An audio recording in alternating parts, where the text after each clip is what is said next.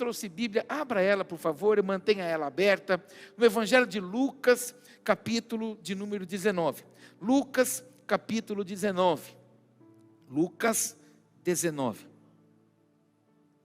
eu quero compartilhar com você um texto bastante conhecido de todos nós, ele até virou música, a gente até canta essa canção que está nesse texto.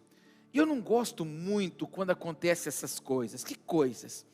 Existem semanas que quando o culto acaba, eu já ouvi do Senhor a palavra que eu vou compartilhar no culto da frente.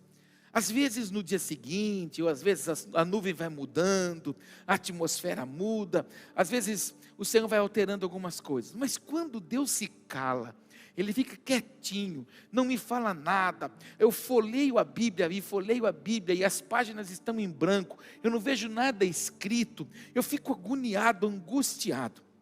Hoje, eu estava voltando da viagem, voltando na estrada, a Márcia me disse, ô varão, por que estás tão quieto? Eu disse, não é que, você sabe, dia de culto eu já prosei um pouco, eu estou aqui conectado, eu falei assim, o céu está como, o céu para mim hoje está que jeito que está aqui, ó, fechado, nuvem, nevoeiro, não estou conseguindo entender o que Deus quer para hoje, mas amado, quando eu cheguei aqui, o Senhor já estava. Quando eu cheguei aqui na igreja agora à noite, eu abri a Bíblia e aí saltou aos meus olhos aquilo que o Pai quer compartilhar comigo, com você. Não sei porquê, não sei para quê, não sei para quem. Mas eu sei que alguém precisa aprender alguma coisa nesta passagem bíblica que é tão simples, mas é tão poderosa. Talvez o Senhor tenha conexões e chaves abençoadoras para mim e para você. Então, que você fique atento àquilo que você vai aprender, porque se eu pudesse marcar alguma coisa para falar um tema disso, você é uma chave fundamental para acessar o milagre que você deseja. Você pode dizer isso para o teu irmão? Você faz parte do milagre que você deseja viver. Conta para mais uns dois se estiver perto de você. Você faz parte do milagre que você deseja viver. Aí eu me lembrei, por exemplo, que quando o Senhor Ele transforma a água em vinho, Ele na verdade tinha as talhas ali, tinha. Até minha filha ministrou esses dias lá nos jovens e disse, olha, é impressionante esse milagre porque Jesus não tinha as uvas. Jesus tinha a água e a disposição daqueles servos de carregar as talhas. Então Jesus ali não tinha nada a não ser a obediência daqueles moços quando ele ordena para que encham as talhas até em cima. O milagre aconteceu porque houve obediência, ou seja, quando eles provam daquilo, alguém foi participante daquele milagre. Quando nós olhamos, por exemplo, para o rio Jordão que se abre diante de Josué e daquele povo, quando nós olhamos para o cenário, nós vemos que ali sacerdotes escolheram colocar os pés naquelas águas, transportando a arca da aliança. Quando eles colocam os pés naquelas águas, o Senhor para as águas do rio Jordão e eles atravessam. Dali, eles levantam um altar, tiram as 12 pedras, simbolizando as 12 tribos, e levantam um altar, consagrando ao Senhor. Aquele milagre aconteceu por quê? Porque os sacerdotes ousaram colocar os pés sobre aquelas águas e elas pararam, assim como foi na abertura do Mar Vermelho. As águas se abriram? Abriram. Quando nós olhamos para aquilo é maravilhoso. Às vezes eu chego aqui no prédio e começo a imaginar. Imagine que você estivesse atravessando o mar, você fosse atravessar o mar e as paredes das águas se param. Quando você olha para esse lado, água. Se olha para aquele outro lado, lago, água. E um caminho para você atravessar. Que coisa maravilhosa. Não foi o que aquele povo viveu e desfrutou. Mas o que aconteceu? Moisés teve que tocar o cajado nas águas. E o que o Senhor disse para Moisés? Moisés, por que você está clamando a mim? Você é a parte fundamental para viver um milagre. Eu já dei a ferramenta para você.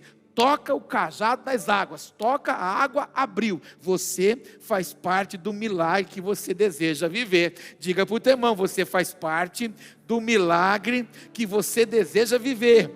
Tem gente que espera um milagre sentado com a perninha cruzada, tomando coca e comendo paçoca, achando que a vida é viver alimentando a glicose. Não, para você acessar o milagre de Deus, você precisa se disponibilizar, você precisa ousar. Hoje mesmo, aconselhava um querido que me pediu uma orientação acerca de um negócio. Eu disse para ele, usando o exemplo que nós vivemos como igreja, e eu contei isso aqui para você algumas vezes já aqui na comunidade. Quando nós recebemos o convite do proprietário desse prédio para assumir esse prédio, nós tínhamos uma quantidade de membresia pós-pandemia. Nós tínhamos uma quantidade de membros na igreja fiéis com seus dízimos e as suas ofertas pós-pandemia, que foi um abalo mundial. E nós recebemos um convite justamente no ápice da pandemia para assumir esse prédio. Quando eu assinei o contrato de empenho de que nós íamos assumir esse prédio aqui, para depois fazermos um contrato oficial, nós não tínhamos membros suficientes e nem recurso suficiente para manter toda a estrutura que nós mantemos hoje. Mas por fé, nós escolhemos dizer: Senhor, quando o Senhor aponta, o Senhor mesmo paga a conta. Então, por fé, nós atravessamos, nós cruzamos a faixa de Gaza, que era o rio Jaú, que nós tínhamos que atravessar, e ousamos viver segundo os seus anseios. Faz 1 ano e 5 meses que temos visto providência, milagre, ação, favor de Deus, graça de Deus. Por quê? Porque nós ousamos ser participante do milagre que a gente vai viver. E se nós estamos vendo isso, coisas maiores nós vamos viver em nome de Jesus. E eu disse para esse querido hoje à tarde, eu disse: olha, fique muito atento, e eu falo isso constantemente aqui na comunidade também. O mundo está cheio de muitas vozes.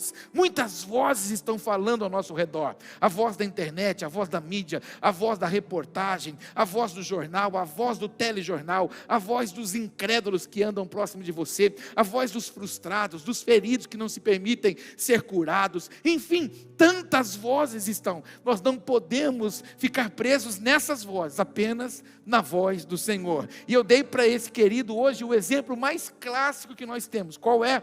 O exemplo de Pedro andando sobre as águas. Por muito tempo a gente achou que Pedro andou sobre as águas. De fato, a superfície era água, mas o Pedro andou sobre uma palavra. Quando ele ouviu o Senhor dizendo: vem Pedro, Pedro botou o pé sobre as águas e sobre a palavra de Jesus ele andou. Mas a hora que ele se distrai, a hora que ele dá atenção para a voz dos covardes que estavam dentro daquele barco, ele naufraga, ele afunda, ele perde o alvo, ele perde o propósito. Eu disse para esse querido: muito cuidado na decisão que você vai tomar, porque às vezes você está norteado ou cercado de pessoas que são incrédulas, que não têm a visão que você tem e nem a disposição que você está para dar um passo.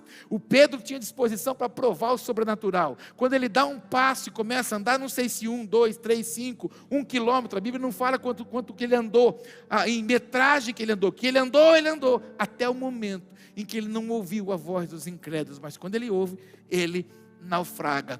Que você e eu blinde os nossos ouvidos e a gente esteja atento a ouvir apenas a voz das muitas águas, que é a voz do nosso Senhor, que troveja, que causa um impacto em mim e você, para que a gente possa acessar o milagre que a gente deseja viver em nome de Jesus. Diga para o teu irmão: você faz parte do milagre que você deseja viver. Jesus alimenta mais de 20 mil pessoas, entre homens, meninos e mulheres. E Jesus faz esse milagre com apenas 5 pães e 2 peixinhos. 20 mil pessoas comeram naquele dia. E depois de comerem, serem saciados, serem fartos, 12 cestos cheios sobram ali. A Bíblia em momento algum diz que alguém oferece o cesto. Então há multiplicação até nos cestos. E por que houve multiplicação? E por que houve o milagre? Porque alguém ofereceu entregar 5 pães e 2 peixes. Quando você entrega o mínimo que você possui, você alcança o extraordinário em nome de Jesus. Conta para esse crente aí, ó. Quando você entrega o mínimo para Jesus, você alcança o extraordinário. Fala isso para você: quando você entrega o mínimo, você alcança o extraordinário. Irmão, olha para mim um pouquinho. Esse texto aqui, você conhece essa história. Pensa esse menino que tinha 5 pão e 2 peixinhos. Peixinho. Fala comigo: peixinho. Olha para o teu irmão, faz uma carinha de frio e fala para ele: peixinho. Isso. A Bíblia fala que é peixinho. E quando fala de pão, irmão, não é aquela baguete, não. Quando fala de pão, não é o pãozão italiano da ceia, não, é pão de cevada, não cresce, é pequeno, duro e sem graça. Comi em Israel, fui seco para comer, mas não tem paixão. Não é aquele pãozinho que você come e fala assim, quero mais, não tem graça. 5 pão e 2 peixinhos, o menino cata aquilo lá com pesar, fala, Jesus, o que tem isso aqui? Eu acho tão tremendo, irmão, porque Jesus pega, sobe no alto de um monte, pede para todo mundo ficar lançando a mão, chamando ele de rei, rei, rei, rei. Jesus é o nosso rei, é isso que ele manda fazer, né? Aí ele pega, entoa um cântico, levanta a voz e começa, ô poderoso. É assim que ele faz? Não, ele toma 5 pães e 2 peixinhos. Levanta e diz assim, Pai, graças eu te dou. E no que ele faz, graças eu te dou, ele entrega os pães e os peixes na mão do povo. E o povo começa a entregar um para os outros, e o peixe começa a multiplicar na mão de quem estava entregando, e o pão também começa a multiplicar na mão de quem estava entregando, e mais de 20.000 pessoas foram saciadas. Por quê? Porque alguém quis ser participante deste milagre. Que você também não tenha medo de entregar o mínimo que você possui, para que você possa viver o extraordinário de Deus. E quando nós olhamos para milagres, nós vamos para outros milagres. Vamos para o milagre então da cova dos leões. Deus fechou a boca dos leões? Fechou. Mas teve um Daniel corajoso para entrar lá dentro. Que você não tenha medo das provas, que você não tenha medo das adversidades, que você não tenha medo das guerras, que você não tenha medo dos desafios, porque aquele que te guarda não dorme, e ele pelejará por você em nome de Jesus, e você será parte também de um milagre para a glória do Senhor, em nome de Jesus. Irmãos, eu fui em Sorocaba a uma outra ocasião, um sábado, numa mesa de discipulado pastoral, e quem ministrou uma palavra lá foi o Davi Heiker. Ele tem muitas coisas sobre sexualidade, é um cara tremendo que fala nessa área. E aí, antes de começar a palestra dele, foi um tempo de adoração. E de repente subiu um moço, e aí esse moço subiu com uma varinha, parecia essas varinhas de cego, sabe? E assim, mas ele andava tão depressa, eu falava, meu Deus, esse cara não deve ser cego. De repente ele pegou, arrancou o sapato assim para subir no altar, subiu descalço, catou o violão, e graças a paz, irmãos, tudo bem, vamos ficar em pé, irmãos, e começou, e o cara produziu uma adoração ali que é inacreditável. Ontem eu conheci esse moço. Esse moço é ministro de louvor da igreja do pastor Eduardo. Ele é pastor dos ministros de louvor da igreja. Cego. Mas ele não é cego porque ele nasceu cego, ele se tornou cego, ele ficou cego. Ele viu tudo. Mas hoje ele tem dificuldade. Irmãos, ele anda pela igreja. Já hoje ele anda, ele conhece tanto a coisa pelo barulho das coisas, que ele anda sem ter que ninguém ajudar ele. Ele já vai andando, parece que ele já decorou o caminho dos negócios. Ele sobe no altar assim, ó, e pega no negócio para cantar, parece que é normal, irmão. E você precisa ver ele falar daquilo que ele vive. E ele ficou sabendo que o pessoal veio aqui em Jaú, aí ele chegou em mim ontem e falou assim, ô pastor, puxa vida, os caras chegaram lá falando de Jaú, que foram tratados que nem príncipe, ó, leva eu para Jaú também, né? Também quero ir. Inclusive, pastor, como você está bonito com essa camisa. Irmão, ele é cego. Mas sabe o que acontece, irmão? Ele podia ter ficado numa bolha. Ele podia ter ficado numa cápsula, ele podia ter se escondido dentro da sua mazela, dentro da sua dor, mas não, a deficiência dele, a dificuldade dele, ele transferiu para o Senhor e disse, Pai, usa naquilo que eu posso te oferecer, porque de mim extraia o perfeito louvor. Ah, meu Deus, como é maravilhoso. Então, que você não fique limitado por um pequeno problema, porque diante do seu pequeno problema, tem gente, irmão, passando talvez o mesmo, e louvando a Deus com força e com intensidade, porque você é responsável e participante do milagre que você deseja viver. Diga para o teu irmão, você faz parte do milagre que você deseja viver. E eu vou trazer ele aqui um domingo para celebrar com a gente. Vou trazer ele aqui para produzir adoração aqui. Você precisa ver que espetáculo, irmão, que coisa extraordinária, como esse moço tomou o que Deus deu para ele. O dom que Deus deu para ele é muito maior do que a limitação visual, irmão. A graça, a salvação, a misericórdia que o Senhor deu para ele é muito maior do que os impedimentos que estão. Eu aprendo demais com esse tipo de gente assim. Que eu saí de lá chocado ontem, como ele anda por tudo, irmão. Na hora de comer, irmão, na hora de se servir no jantar, ele não precisa que ninguém fique misericórdia, não. Ele vai aqui, vai tateando as coisas aqui, as pessoas vão falando, e ele vai se servindo, escolhendo. Cara animado, irmão, ele brinca. Que glória, bendito seja o nome do Senhor. Que você desfrute de coisa extraordinária também em nome de Jesus, amém? Quando nós olhamos para a multiplicação do azeite na botija, que transborda a provisão de Deus, na casa daquela mulher que nós falamos algumas quintas-feiras atrás, ali nós vemos a ousadia daquela mulher de buscar as talhas, de buscar os vasos, para que na verdade o milagre pudesse acontecer, que você não fique limitado, mas que você avance em todo o bom propósito de Deus. E por que eu estou te contando tudo isso? Porque nós vamos ler um texto aqui, onde Deus vai visitar a casa de uma pessoa, mas antes do Senhor visitar a casa dele, Ele quer quebrar algumas coisas que o prendia e que o limitava. Quero te mostrar hoje nesse texto aqui, de Lucas 19:1. Jesus entrou em Jericó e atravessava a cidade.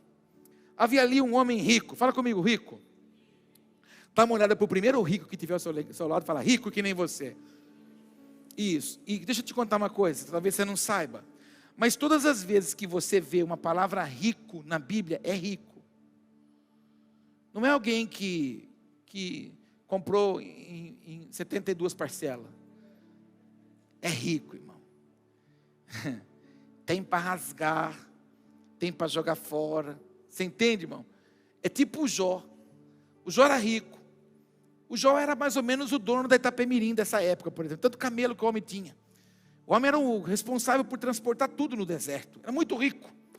E este homem aqui, quando nós olhamos para o texto que diz que ele é rico, ele era muito rico. Fala comigo, muito rico. Isso, um homem rico.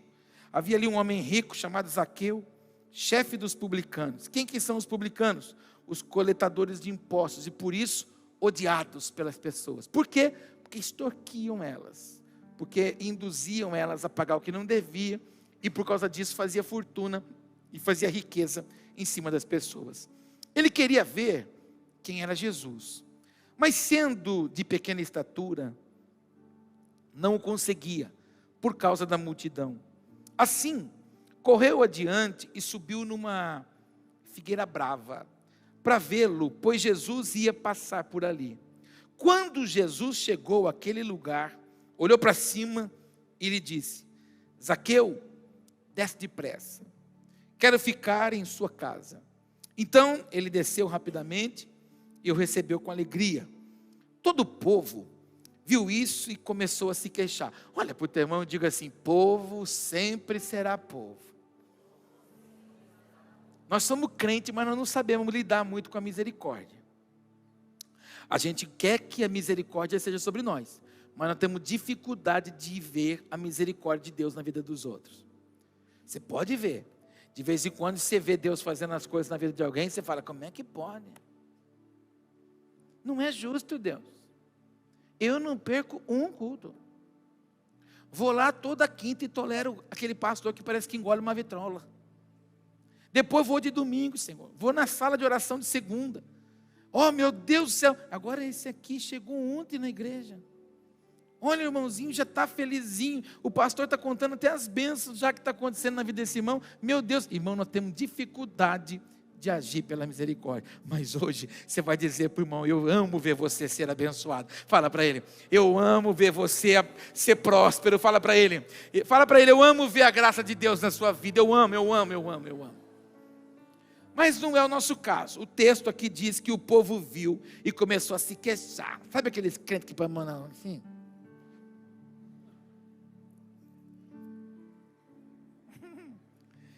Sabe aqueles crentes que começam a reparar assim, como é que o nariz?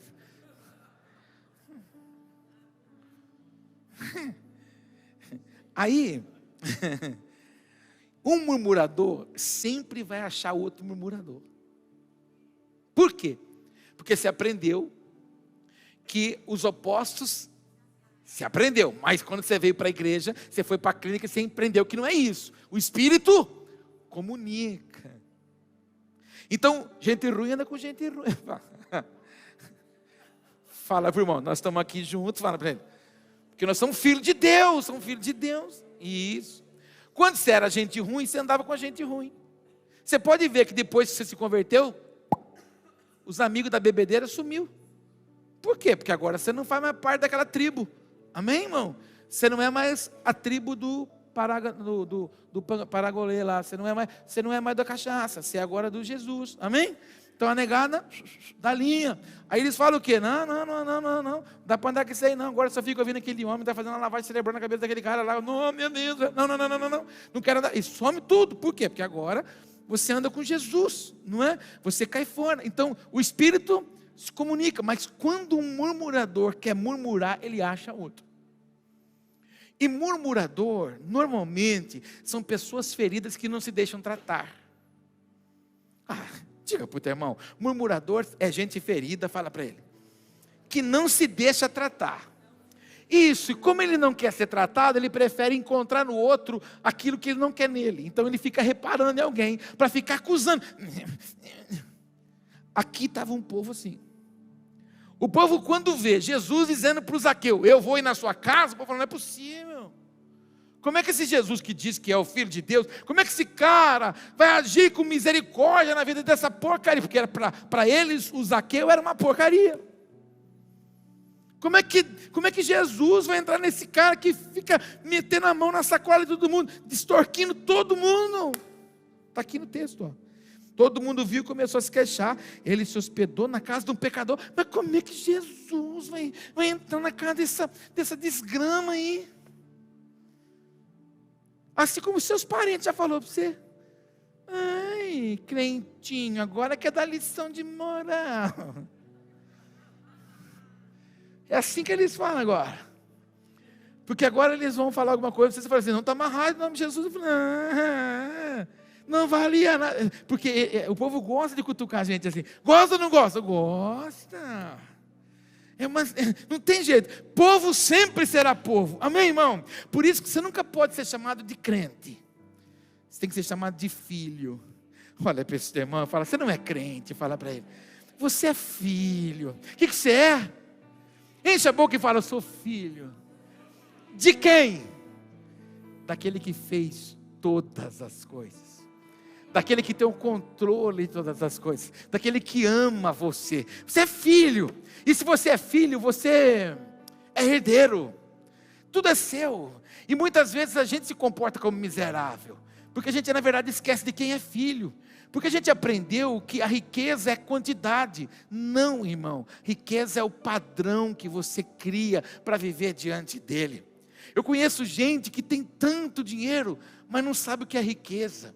Não sabe o que é a riqueza do sorriso, não sabe o que é a riqueza da graça, não sabe o que é a riqueza do favor, não sabe o que é a riqueza do compartilhar, não sabe, irmão, o que é a riqueza de pegar um pedaço de pão de ontem e passar naquela panela que acabou aquela gordurinha da carne. Crente é gordo, eu só penso em comida. Mas não sabe o que é isso, irmão. Por quê?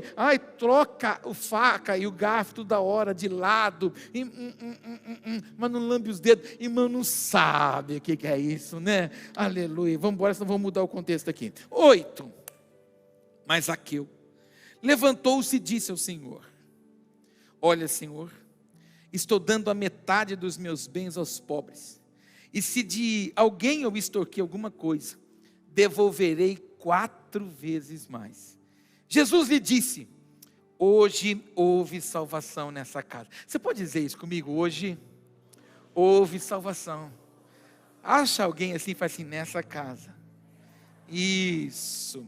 Porque este homem também é filho de Abraão, pois o Filho do Homem veio buscar e salvar o que estava perdida. Vamos lá, para a gente não demorar muito, que o tempo é contra mim. Deixa eu te contar uma coisa. Antes de Jesus entrar na casa do Zaqueu, algumas coisas precisaram acontecer. Você vai ver que nesse texto que você leu comigo, no versículo 3 e 4, tem algumas pérolas ali que a gente precisa explorar. E qual é a primeira pérola? Ele era uma pessoa de pequena estatura, por causa disso ele tinha um complexo de inferioridade. Ele ficava um pouco limitado e escondido, e usava o poder do recurso que ele possuía para ter as pessoas sobre ele. Mas ali naquela hora ele precisa romper com a vergonha, ele precisa romper com o trauma, ele precisa avançar no meio daquele povo. Nanico, pequenininho, ficava tentando pular para ver alguma coisa. Perceba que Jesus não se manifestou na vida dele sem que antes ele saísse do lugar em que ele estava escondido. E lamentavelmente muitas pessoas querem provar um milagre, muitas pessoas querem provar uma visitação do Senhor, mas não dão um passo, não fazem a escolha adequada, não rompem com aquilo que é necessário, não abandonam aquilo que é preciso. Nós gostamos de manter na nossa vida coisas que nós somos apaixonados, e aqui na comunidade eu sempre digo que nós temos o hábito de escolher as roupas que a gente calça bem, veste bem, e que fica bem na gente, então a gente passa a querer só usar aquilo, sapatos que na verdade não pegam mais no nosso calo, então a gente quer viver só com aquela forma padronizada, a gente cria um estilo de se vestir, e a gente não quer mais mudar. E assim são pessoas, elas sabem que precisam romper, muitas vezes com a forma de falar, muitas vezes com a forma de pensar. Tem um testemunho que eu conto aqui há 18, não, um pouco menos, porque já tinha uns 2 anos da igreja, isso mesmo, há uns 16 anos eu conto isso.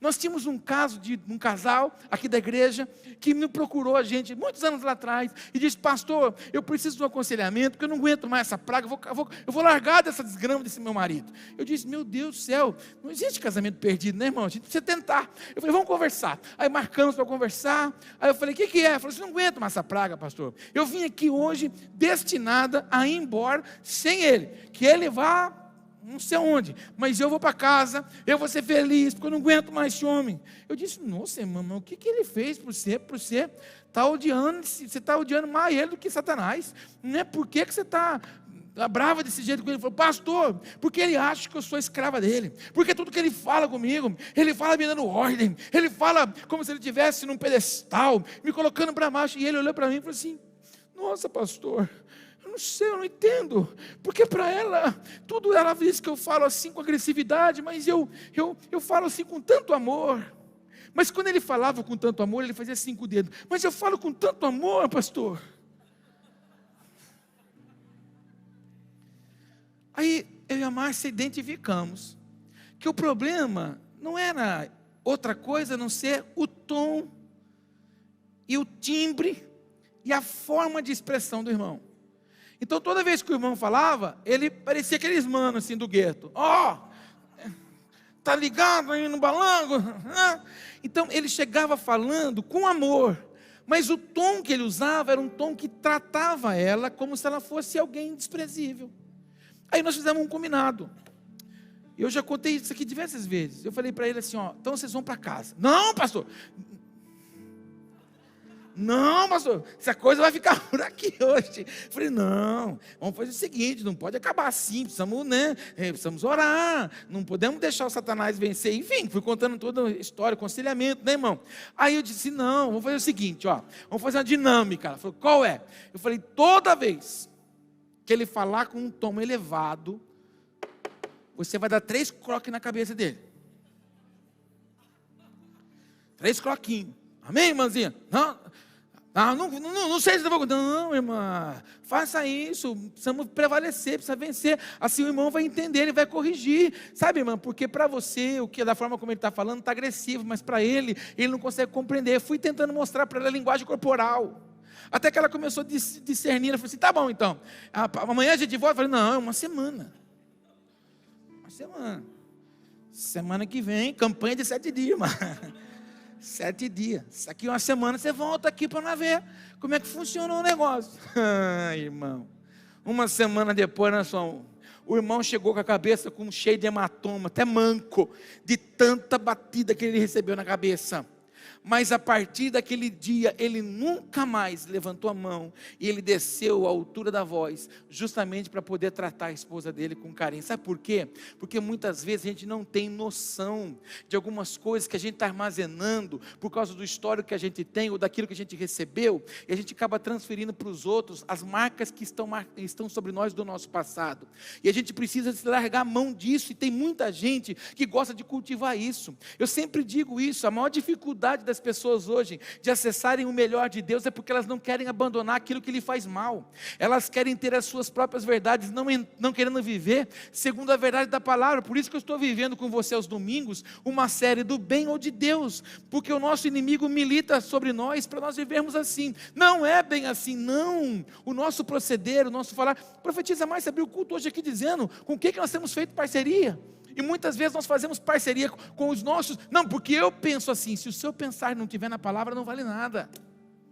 Então, em nome de Jesus, se for preciso largar mão de algumas coisas hoje, para que você não fique limitado como Zaqueu, preso porque ele tinha uma pequena estatura, escondido, ficava na verdade extorquindo as pessoas, justamente para tentar devolver para os outros uma dor que estava dentro dele. Que você seja curado hoje, se for o seu caso, e que você renuncie o que preciso for, para que você possa viver a bênção que o Pai tem sobre a sua vida. Alguém que está falando para você, é alguém que lutou com isso a vida inteira. Eu já contei isso para você.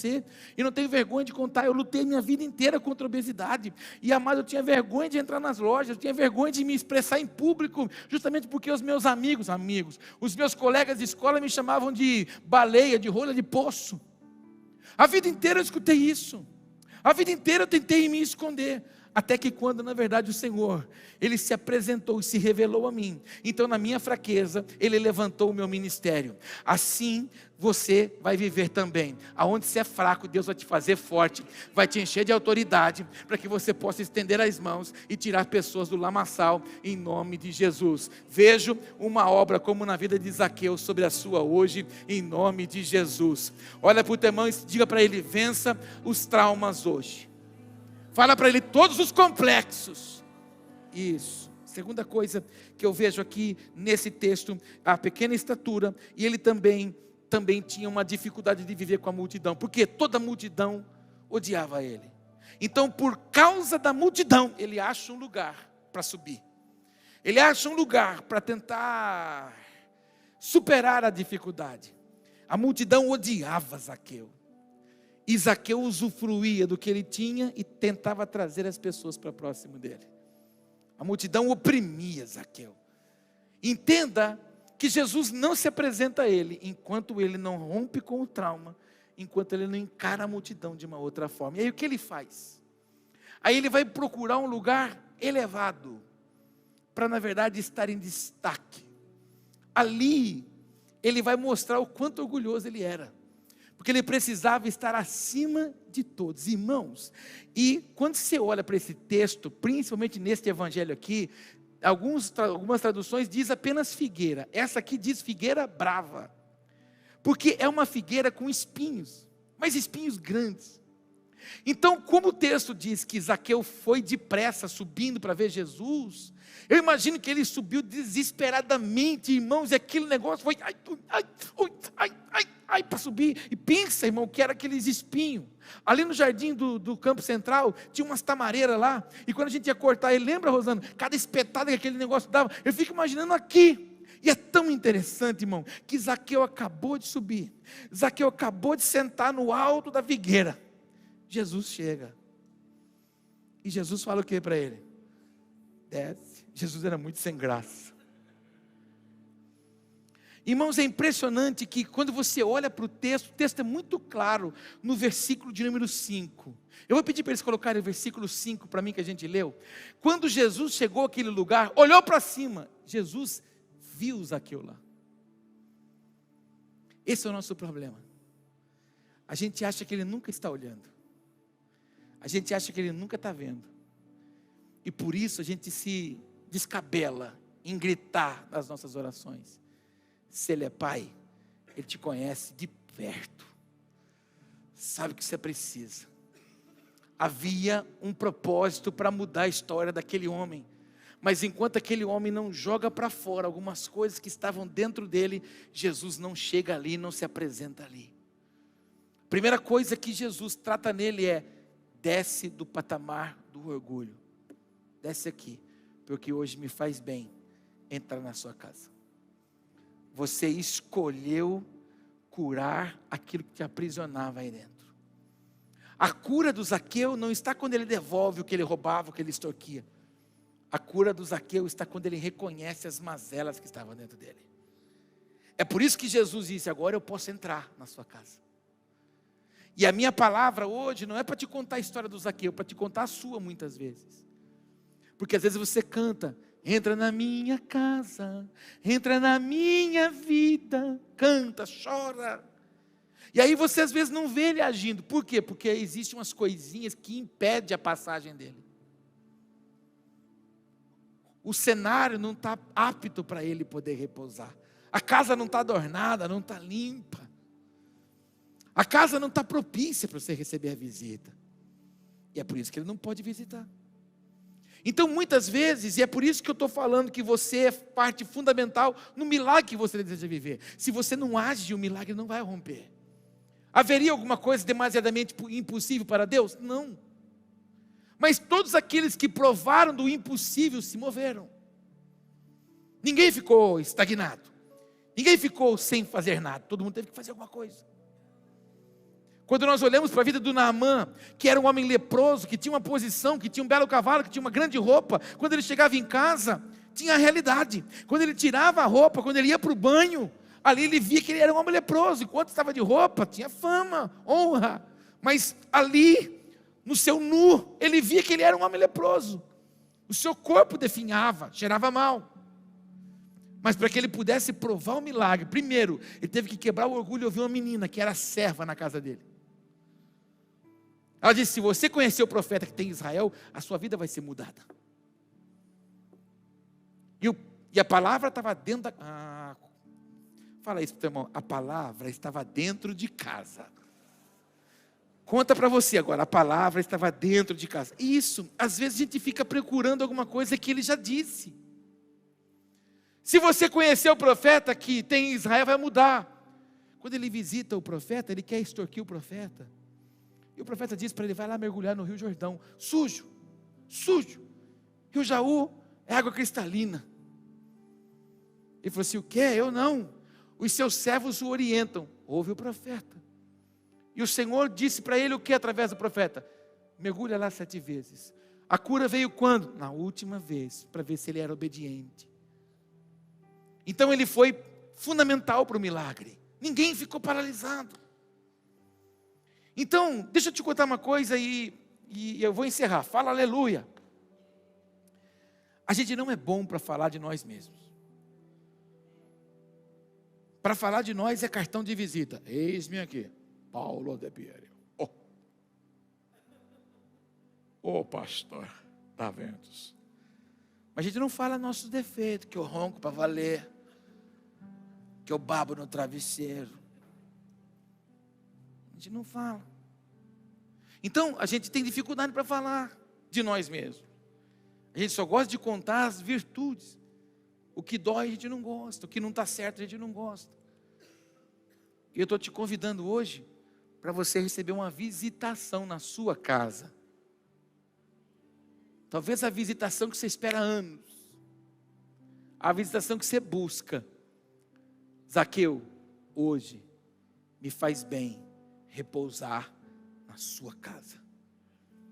Porque você fez o que você já poderia ter feito, mas como você escolheu fazer, eu vou entrar. Desce, vem para o lugar. Aí o Senhor faz o quê? Eu ando no mesmo nível que você, Zaqueu. Não é a sua estatura, mas é minha paixão por você. Ah, meu Deus, enlouqueceu aquele povo que estava ao redor. Então, eu hoje oro por você, para que ele possa entrar em áreas que talvez você tenha buscado respostas, e você entregue para ele aquilo que for preciso. Qual é a área que você sofre? É as emoções? É a área sentimental? É a área afetiva? É a área financeira? é a área profissional, é a área espiritual, ministerial. Onde é que você está sofrendo? Onde é que você está padecendo? Pastor, eu tenho uma mazelazinha aqui. Então fala para o Senhor hoje: Senhor, eu vou romper isso. Eu vou viver o extraordinário que o Senhor tem para mim definitivamente. Você acha que diversas vezes Satanás não vem atormentar a minha cabeça, dizendo que eu sou o baleia? Você acha que de vez em quando eu não pego o microfone para vir aqui, para conduzir o culto, e o Satanás não me atormenta, dizendo: você vai de novo na frente do público, para o público de novo ficar olhando para você e vendo que você é imenso? Você acha que o diabo não faz isso? Mas eu preciso sempre lembrar ele: existe um cativeiro que não me pertence mais, porque as algemas já foram rompidas, os agrilhões já foram despedaçados, e toda a sentença de acusação foi anulada em nome de Jesus. Agora eu vivo do jeito que sou, para a glória de Deus, e avanço para a soberana vocação que está diante de mim. Você pode ficar em pé para a gente orar? Diga comigo: eu sou participante do milagre que eu vou viver. Diga para esse irmão, gente boa aí, você é participante, irmão, do milagre que você vai viver. Deixa eu te contar uma coisa, olha para mim, esse culto é direcionado. Não tem jeito. Tem atitudes que ninguém pode tomar por você. Tem decisões que ninguém pode tomar para você. E o seu problema é que você vive assim agora, ó. Eu vou no culto hoje. Ele tem que falar, ele já falou. Você que não agiu. Existem momentos que não é mais ele falar, é você agir. Enquanto você não age, ele não floresce. Enquanto você não age, ele não multiplica. Deus só vai fazer quando você der o primeiro passo. Deus só vai fazer quando você responder a palavra. Ele fala para que você responda. Quando o Senhor falou com Samuel, e a profetisa Márcia pregou isso para as mulheres, não sei se você estava lá, e eu imparti a palavra também com os homens. Por quê? Porque é muito profundo quando você estuda. Por muito tempo a gente não se atentou a isso. Mas por que que Deus falou com Samuel? Porque na geração de Eli, o Senhor não tinha falado com ninguém. Eli foi um sacerdote que não ouviu Deus. Por isso que sua família era destruída. Por isso que os seus filhos eram tormento e não tinham reverência nas coisas do reino. Ana, quando discerne o tempo, quando discerne o momento, ora ao Senhor. E se nós trouxermos para um linguajar mais aportuguesado, Ana diz assim para o Senhor: resolve o meu problema, que eu resolvo o seu. Abre o meu ventre, me dá um filho. E se você me der um filho, eu resolvo o seu problema. Ele vai ser sacerdote na sua casa e você pode voltar a falar com o povo. Então o Senhor faz o quê? Ok, é meu, Ana, pode deixar. Então eu volto a falar e eu vou te dar um filho. O Eli era tão carnal e natural e nunca tinha provado de uma presença, que quando vê ela orando e movimentando os lábios, chama ela de embriagada. Era natural. Tempos depois, o menino foi levado para casa de Eli, para crescer lá, para servir lá. O menino ouviu o Senhor chamando, e ele vai conversar com Eli. O Eli meio desacreditado com o que o menino estava falando. Se ele falar outra vez. Aí na segunda vez ele diz a mesma coisa. Olha, se ele falar de novo, você diz: eis-me aqui, Senhor. E o Senhor fala de novo com Samuel. E o Samuel fala: eis-me aqui, Senhor. A partir daí, esse menino cresce em estatura, graça, sabedoria e autoridade. Porque Deus o faz profeta e sacerdote. É o responsável para ungir e marcar a história com o maior rei de Israel. Porém, se você busca a história do Samuel, os filhos de Samuel foram tormenta. Porque Samuel impartiu o que viu. Samuel, ele expressou o que ouviu, mas só conseguiu transferir para os filhos o que viu na casa de Eli. Os filhos de Eli foram uma tormenta, e os de Samuel também foram. Mas o problema foi resolvido quando a Ana disse: resolve o meu problema, que eu resolvo o seu. Então, age e retorne a palavra que o Senhor já ministrou você. Agora é hora de você agir Agora é hora de você se posicionar. Ele já te falou o que Ele quer. Ele já te falou qual a posição que você tem que ter. Agora você precisa agir. Olha para esse teu irmão, faz uma cara de águia furiosa e fala para ele: agora é hora de agir, irmão. Isso. Então para de você ficar lá: papaizinho, fala comigo no culto hoje. Não, ele não vai falar mais. Ele quer que você age, porque você é parte fundamental do milagre que Ele tem para você. Põe a mão no peito aí e fecha os seus olhos. Pai, obrigado por essa noite. Obrigado pela palavra simples, mas que nos leva, Senhor, a entender e compreender os anseios do Senhor para as nossas vidas. Em alguns momentos da nossa jornada, Pai, é a atitude nossa que o Senhor está esperando. Quando o Senhor viu que Zaqueu rompeu, ele rompeu com os traumas da estatura, ele rompeu com a imposição, com a crítica da multidão. Ele atravessa e vai para o meio dela e não se limita mais com os xingamentos.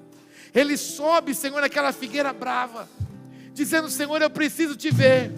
Ali quando ele contempla, ali quando ele vê o Senhor que se aproxima, o Senhor mesmo diz a ele: desce desse patamar e vem para o patamar que eu quero que você viva a partir de hoje, porque me faz bem repousar na sua casa. Senhor, eu profetizo que o Senhor também está fazendo coisas extraordinárias, novas e muito específicas aqui neste povo, com aqueles que nos assistem. Aquilo que for preciso entregar ao Senhor, aquilo que for preciso devolver ao Senhor, aquilo que preciso for retornar ao Senhor. Pai, se for preciso retornar a palavra, eis-nos aqui. Nós queremos retornar ela para o Senhor, mas nós queremos viver, queremos servir ao Senhor com alegria. Nós não queremos fugir daquilo que o Senhor tem para nós, porque a graça se encontrou com Ele naquele dia, e eu creio que a graça está se encontrando com o seu povo também nesta noite. Eles são parte fundamental do milagre que vão viver. Com a mão no seu peito, agradece a Ele pela graça manifestada sobre a sua vida. Enquanto você agradece,